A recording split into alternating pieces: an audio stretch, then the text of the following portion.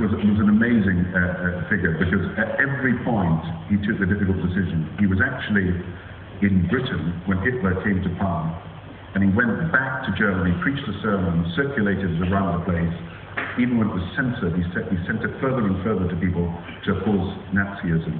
And then in 1939, he was in America at the time because he'd been thrown out of Germany, and risking his life, he returned to Germany, and eventually, of course, as you know, tried to lead a fight, taking his normal principles aside about non-violence. He decided it had to be the case that he had to support an assassination attempt on Hitler's life, for which he was eventually executed just before the war ended, and he was only 39 at the time, about to be married. A sort of tragic personal story of someone who gave up his life because he believed that Germany could only be reborn if there were people standing up for the principles like he did and prepared to risk his life.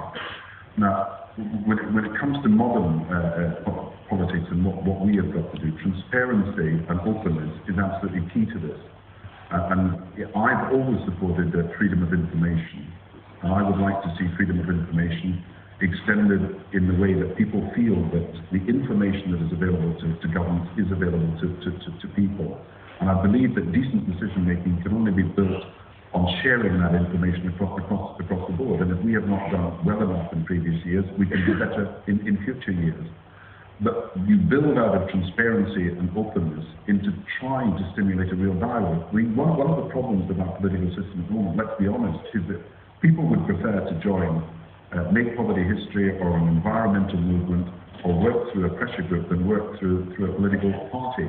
And we have got to find a means of dealing with a situation where 50 years ago, 10% of the population were members of political parties. Now it's only 1%.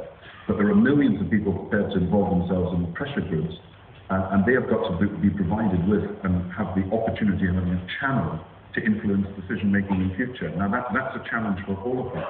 So people with strong opinions, and I meet people all over the country who feel disenfranchised because they've got strong opinions and don't feel that there's a means by which these opinions are properly articulated and aggregated within the political system. Now that is the challenge for us for the future.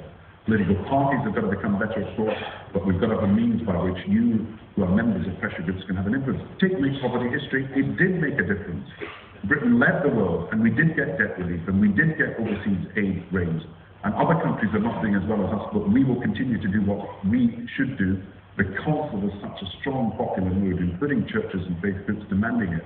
And if that could be repeated, this sense of a country moving forward together, building a common understanding of what needs to be done, and then a shared purpose about doing it, based on the openness and transparency that you talked about, then I think that is the way forward for our political system.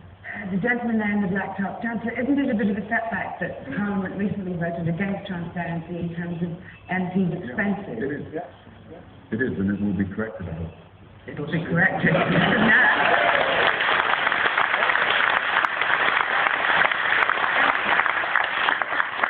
After this gentleman in the black top, we've probably got time for two more.